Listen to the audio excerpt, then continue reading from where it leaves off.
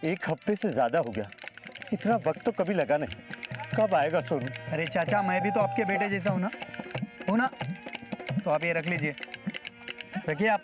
मैं हूं ना आपका ध्यान रखने के लिए, और आपका बेटा आ जाएगा सोनू, चिंता मत करिए, आप जाइए आप।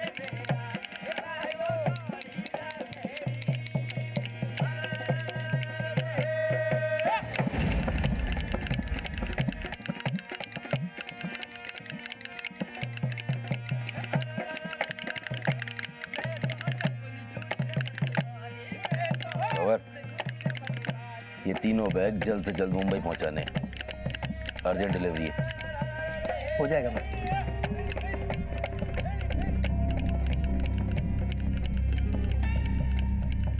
क्या विक्रम, क्या हाल है? गणी खम्मा सरकार, मैं ठीक हूँ। ये ले, ये तेरे खर्चे के लिए, और ये नंबर का पता है ना तुझे क्या करना है, और ये सामान कहाँ भेजना है। चलो निकलो। और सुन, पिछली बार गलती किया था तुम लोगों ने, इस बार अगर गलती हुई ना तो तुम लोग में से कोई भी नहीं बचेगा। चल निकलो।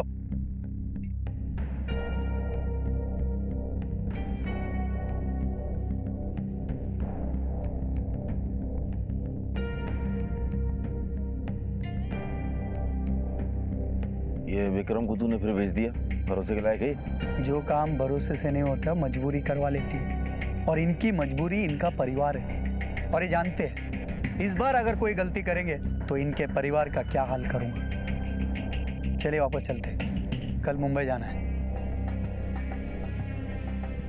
देखिए सत्यजीत जी, मैं आपकी परेशानी समझ सकता हूं, पर हर रोज ये आने से कुछ नहीं होगा। हम पूरी कोशिश कर रहे हैं मामले के जड़ तक पहुंचने की। मुझे आप पर, आपके डिपार्टमेंट के ऊपर पूरा भरोसा है, पर थोड़ा भरोसा तो हम पर कीजिए।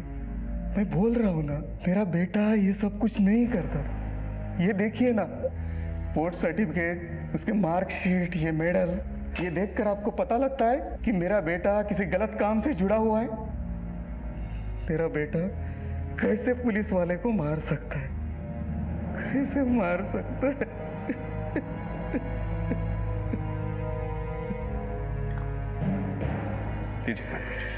लीजिए लीजिए।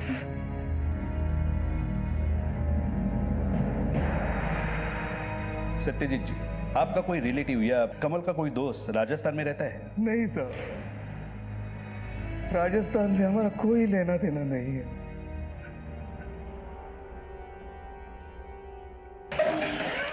नायक, उस बॉडी के बारे में हमें कहीं से कोई जानकारी नहीं मिली। राजस्थान पुलिस के पास भी उसके कोई रिकॉर्ड नहीं है। आखिर ये आदमी है कौन?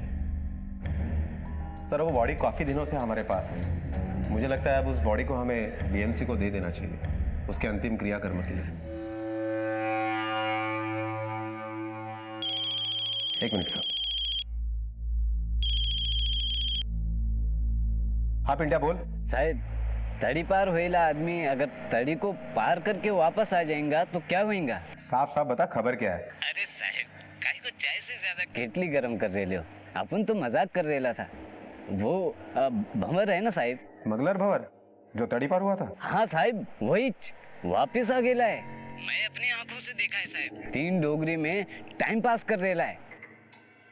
सर, भंवर वापस आ गया, 3 डोगरी में घूम रहा है। जरूर वापस स्मगलिंग के काम से ही आया होगा। नायक, हो सकता है साथ में स्मगलिंग का कुछ सामान भी लेकर आया हो।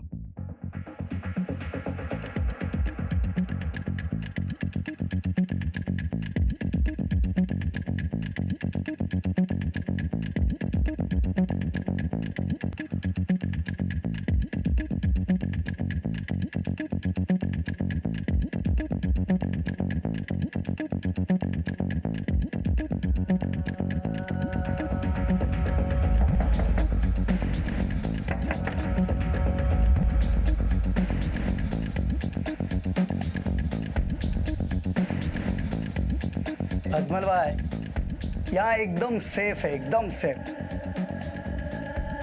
और ये फरीदा, कुछ भी जरूरत हो इसे बता देना, 24 घंटे तुम्हारे साथ रहेगी और पूरा ख्याल रखेगी।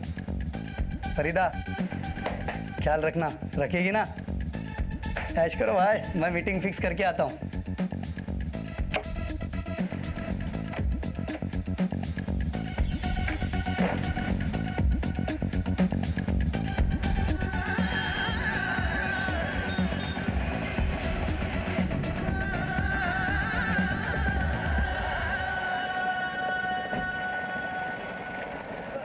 अरे हाँ? हाथ पैर सलामत है फिर भी भीख मांगता है? यार अंदर हट।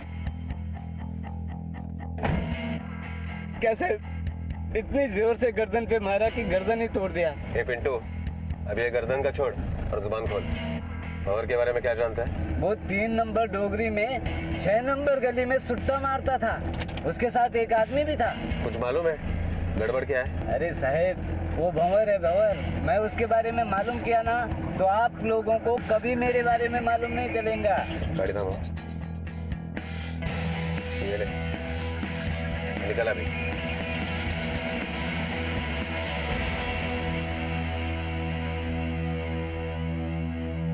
भाई ये वाला बेस्ट है। पैक कर दो।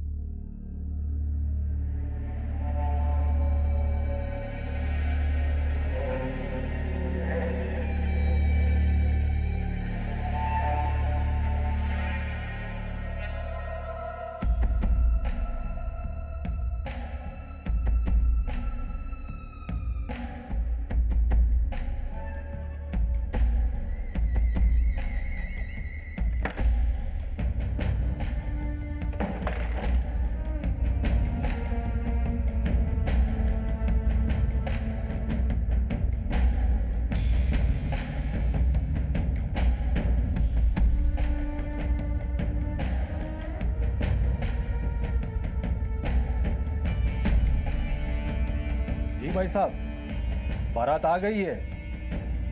जी साहब, खाना आते ही बारातियों को भोजन करा देंगे। ओके भाई साहब। स्मगलर्स और स्मगलिंग की दुनिया में हर शब्द के अपने अलग मायने होते हैं। ये लोग कभी भी सीधे और साफ शब्दों में कोई बात नहीं करते, बल्कि रोजमर्रा की जिंदगी में इस्तेमाल होने वाले शब्दों को अलग तरीके से बोलते हैं, जिनका मतलब कुछ और ही होता है और उसमें एक संदेश भी छुपा हुआ होता है जो इन्हीं को मालूम होता है। यहाँ बारात का मतलब है स्मगल किया हुआ सामान, फेरे का मतलब है अगली मुलाकात और बारातियों का मतलब है वो बीच के लोग जो स्मगलिंग के सामान को आगे कई लोगों तक पहुंचाते हैं। इनका नेटवर्क बड़ी होशियारी के साथ काम करता है, जिसमें कई लोग शामिल होते हैं और कोई भी 2 लोग सिर्फ अपने से पहले या अपने बाद वाले आदमी को ही पहचानते हैं। और ये लोग ऐसा इसलिए करते हैं ताकि किसी के भी पकड़े जाने पर पुलिस इनके मुखिया या सरगना तक ना पहुंच पाए। और इसीलिए ये लोग हमेशा ऐसे लोगों का इस्तेमाल करते हैं जो किसी मजबूरी का शिकार होते हैं और उनकी मजबूरी इनके फायदे में तब्दील हो जाती है। पर क्या कमल भी किसी ऐसी ही मजबूरी का शिकार था जिसकी वजह से उसे अपनी जान से हाथ धोना पड़ा? और इस स्मगलिंग रैकेट में काम करने वाला विक्रम वो कमल को कैसे जानता था? लेकिन क्या कमल विक्रम की तरह भंवर को भी जानता था? और अगर नहीं तो उस रात विक्रम के साथ कमल क्या कर रहा था? लेकिन इन सारे सवालों के बीच में एक और बड़ा सवाल यह था कि भंवर किस चीज की स्मगलिंग कर रहा था और भंवर का मुंबई आना और कमल की मौत, इन दोनों का क्या संबंध था? इस नतीजे पर पुलिस अब तक नहीं पहुंची थी।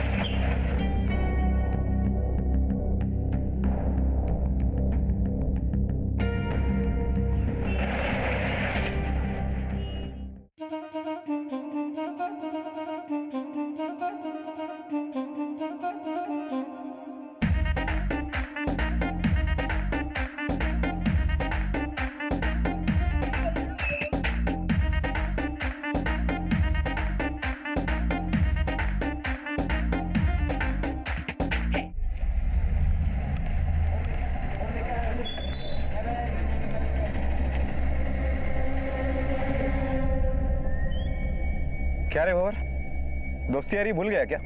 जब भी मुंबई आता है बगैर मिले कभी जाता नहीं है। इस समय मुंबई आया, मिलने को भी नहीं आया। हमारी दोस्ती पसंद नहीं है तुझे? साहब ने मिलने के लिए बुलाया तुझे। चलने का अभी चल। ना है पाबंदी कर बातें जो गंदी,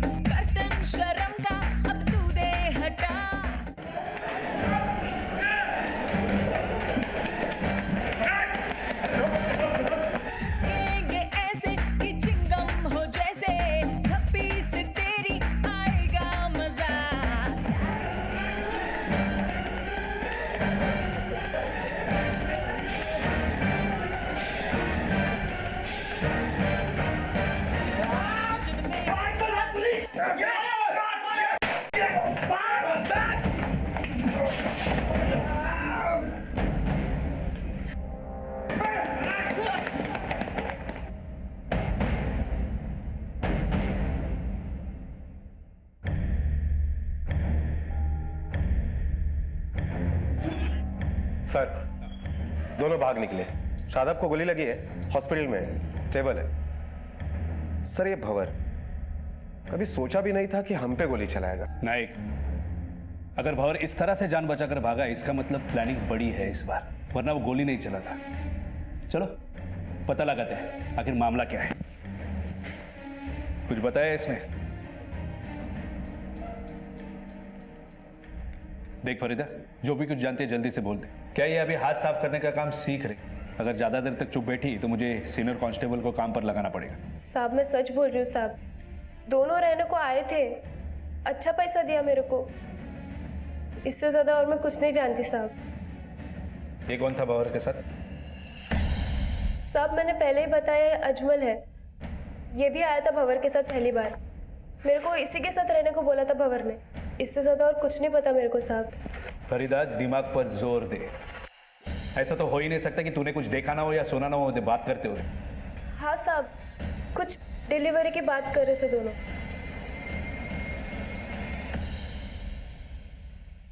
सर रिपोर्ट मिळाला। हाँ, कांस्टेबल शादाब पर जिस गन से गोली चली थी वो P7 M13 थी। कमल के साथ जो लड़का था उसके पास भी P7 M13 गन थी, जर्मन पिस्तौल।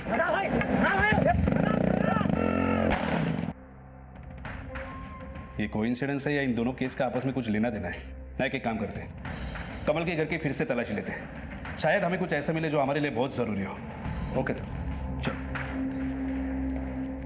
पुलिस के लिए अब तक कमल की मौत और भंवर का मुंबई आना दोनों अलग अलग केसेस थे, लेकिन जब कमल के दोस्त की पिस्तौल और भंवर की पिस्तौल से चली गोली की रिपोर्ट पुलिस के पास आई, तब पता चला कि दोनों पिस्तौल एक ही मॉडल नंबर की थी। इस बात का पता चलते ही पुलिस ने इन दोनों केसेस के बीच की सिमिलैरिटीज को ढूंढना शुरू कर दिया, और अब पुलिस को जरूरत थी एक ऐसे सुराग की जो उनके इन्वेस्टिगेशन की रफ्तार को और तेजी से बढ़ा सके। यह बात अब तक साफ नहीं हुई थी कि भंवर और अजमल मुंबई क्यों आए थे और उनका मकसद क्या था, और अगर इन दोनों केसेस में कोई संबंध था तो यह केस एक आम स्मगलिंग का केस नहीं बल्कि उससे भी ज्यादा बड़ा था।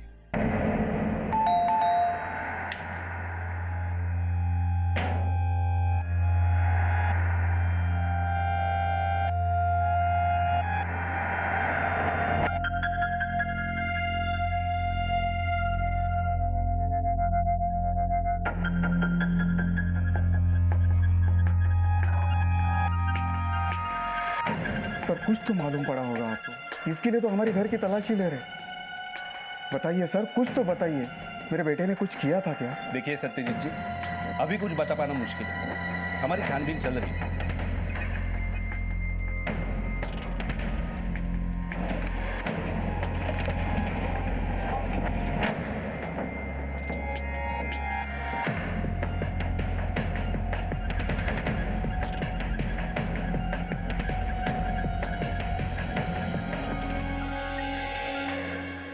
सर ये देखिए, कमल के रूम से ये फोटो मिली और उसमें वो लड़का है जिसकी मौत कमल के साथ हुई थी। सत्यजीत जी, क्या ये कमल का दोस्त है? अरे सर 2 महीने पुरानी फोटो है, जब मेरा बेटा राजस्थान गया था अपनी कॉलेज की ट्रिप पर। लेकिन हमने जब आपसे पूछा था कि कमल का कोई राजस्थान कनेक्शन है या नहीं, तब आपने ये बात क्यों नहीं बताई? साहब उस वक्त हम बहुत परेशान थे, इस वजह से हमारे दिमाग से वो बात निकल गई, वरना मैं बता देता। लेकिन सर ट्रिप तो 2 दिन का ही था। कमल की जिंदगी से जुड़े 2 दिन क्या, 2 घंटे भी हमारे लिए बहुत इंपॉर्टेंट है। नायक, एक काम करते हैं, कमल के कॉलेज चलते हैं, उसके दोस्तों से मिलते हैं, इस राजस्थान ट्रिप के बारे में पूछते हैं, किसी को तो पता होगा इस दूसरे लड़के के बारे में।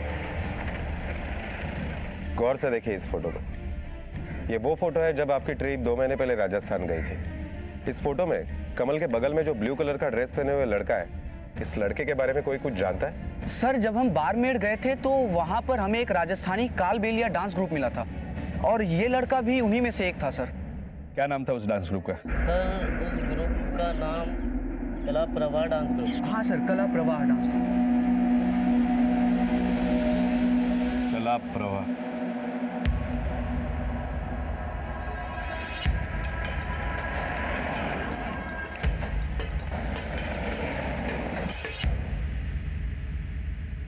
तुम लोग करते क्या हो?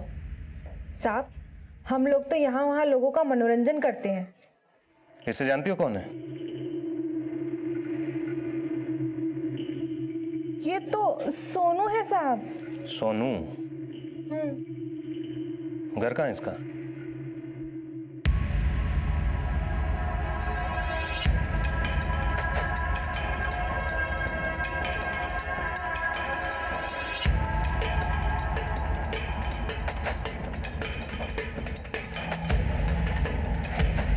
क्या सोनू का घर है?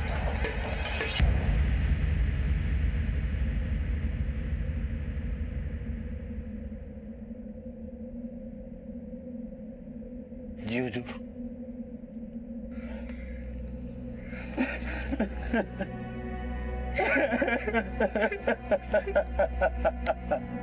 साहब, कभी एक हफ्ते से ज्यादा नहीं लगता था, पर इस बार एक हफ्ते से ज्यादा वक्त लगा।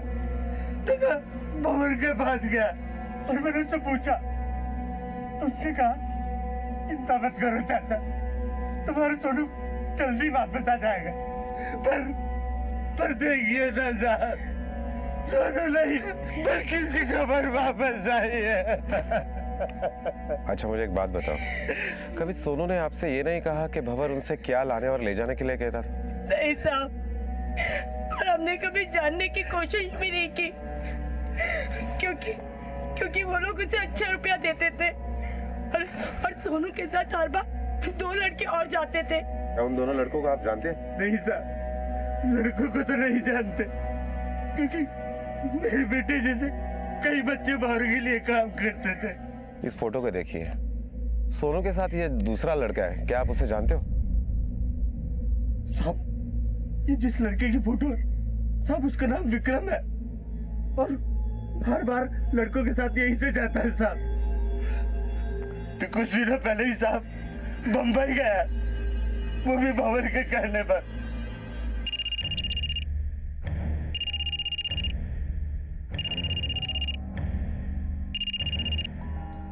हाँ बोलो नाइक। सर, यहाँ आने के बाद एक बात पता चली है कि कमल के साथ जिस लड़के की मौत हुई उसका नाम सोनू है। उसके पिताजी के साथ बात करने के बाद यह भी पता चला है कि सोनू के साथ कुछ दिन पहले 2 लड़के मुंबई गए थे और उसमें से एक का नाम विक्रम था। ये बात मुझे फोटो दिखाने के बाद पता चली। और हाँ सर, अभी कुछ ही दिनों पहले विक्रम के साथ भंवर ने 2 लड़कों को फिर से मुंबई भेजा। ये जरूर स्मगलिंग का सामान होगा नाइक। एक काम करते हैं, इस विक्रम की फोटो मुंबई में चारों तरफ फैला देते हैं। ये विक्रम कहीं ना कहीं से जरूर हाथ लगेगा। अब इस केस से जुड़े कई पहलू पुलिस के सामने थे। भंवर का राजस्थान से स्मगलिंग करना, विक्रम जैसे लड़कों का इस काम के लिए इस्तेमाल करना और स्मगलिंग का माल मुंबई पहुंचाना। लेकिन 3 सवाल अब भी पुलिस के सामने थे। पहला, कमल इस केस में कैसे शामिल था? दूसरा, अजमल भंवर के साथ मुंबई क्यों आया था? और तीसरा, भंवर और अजमल किस चीज की तस्करी कर रहे थे? और इन सवालों के जवाब के लिए भंवर और अजमल या विक्रम और उसके साथ आए लड़कों का पकड़े जाना बेहद जरूरी था, जो इस वक्त मुंबई में ही कहीं रुके हुए थे।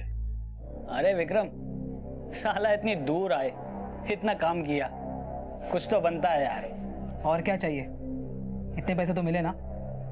अच्छा सुनना, सुना है मुंबई की शाम बड़ी रंगीन होती है, और वहां ले चलना जहाँ। पागल हो गए क्या? कल सुबह निकलना है यहाँ से, पीवी के कोई तमाशा नहीं चाहिए, और पिछली बार की तरह इस बार कोई गलती नहीं चाहिए। अरे कोई टेंशन नहीं होगी यार, कौन सी ये मौका बार बार मिलता है। अरे सिर्फ आग ही तो सेकनी है। हाँ चलना। ये मौका बार बार कहाँ मिलता हमें? नहीं मिलेगा ना विक्रम, चल एक बार तो चलने। चलना चलना। अरे आजा चल तो सही। बड़े शहर वालों क्या हाल करते हैं? पता नहीं किसका बार है, किसका बार है पता नहीं।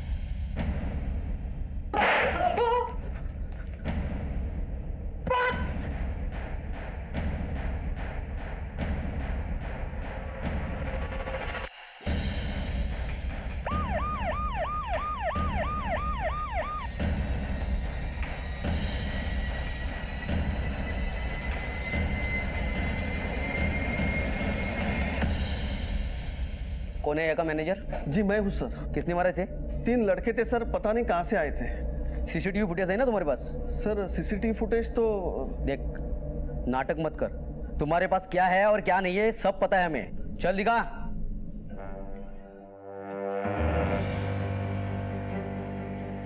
अच्छा, इसलिए तुम्हारे मुंह को ताला लगा था। मैनेजर साहब, ये वक्त आ गया तुम्हारा डांस बार बंद करने का। रही बात वो लड़कों की, उनको तो हम कहीं ना कहीं से तो ढूंढ लेंगे।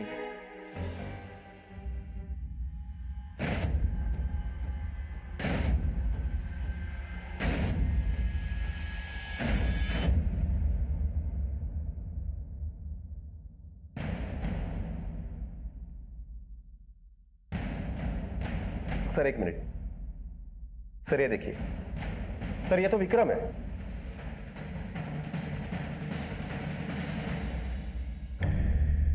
मैनेजर के पास से जो नोट हम लोग ने कलेक्ट किए थे, विक्रम और उसके साथियों ने बतौर टिप्स में दिए थे, उसमें से एक नोट पर ये नंबर मिला है सर, 328746। और सोनू के पास जो 500 रुपए का नोट मिला था, उस पर भी कुछ ऐसा ही नंबर है, ये देखिए सर। हो ना हो, इन दोनों नंबर में जरूर कुछ ना कुछ तो कनेक्शन है। इन नोटों के नंबर का आपस में कनेक्शन जरूर है। नाइक, एक काम करो, जल्दी से जल्दी एक टीम तैयार करो। ये लड़के भंवर, अजमल कुछ बड़ा प्लान कर रहे हैं। इनके सबके तार आपस में जुड़े हुए हैं, हमें इन्हें किसी भी तरह रोकना होगा। Okay sir.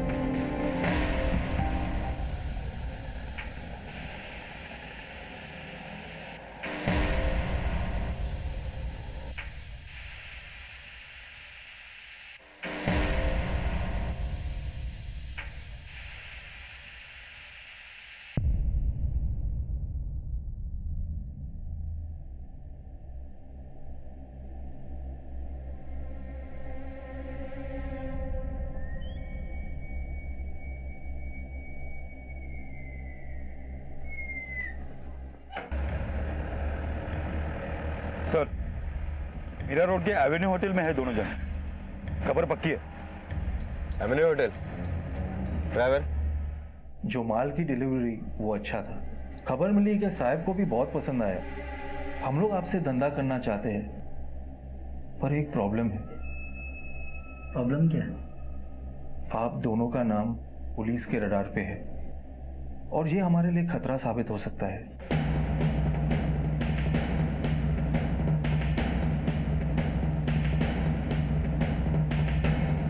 दोनों जन, खबर पक्की है। Avenue hotel driver? जो माल की डिलीवरी वो अच्छा था। खबर मिली कि साहब को भी बहुत पसंद आया। हम लोग आपसे धंधा करना चाहते हैं, पर एक प्रॉब्लम है। प्रॉब्लम क्या है? आप दोनों का नाम पुलिस के रडार पे है और ये हमारे लिए खतरा साबित हो सकता है।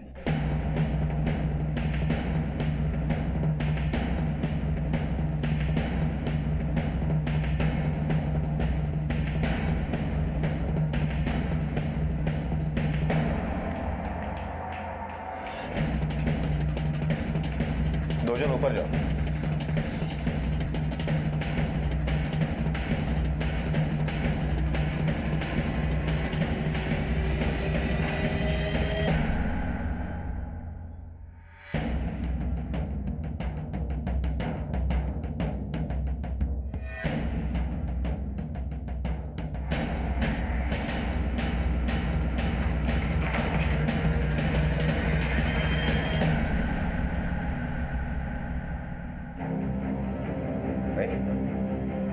लगता है भाग गए। साहब वो लड़की थी, वही रूम में थी।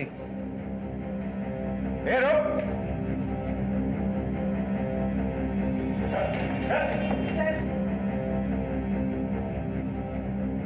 क्या प्लान था उन दोनों का?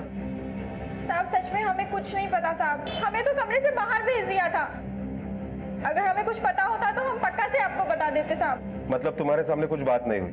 साहब एक आदमी आया था अजमल और भवार से मिलने के लिए, इसलिए हम दोनों को बाहर भेज दिया।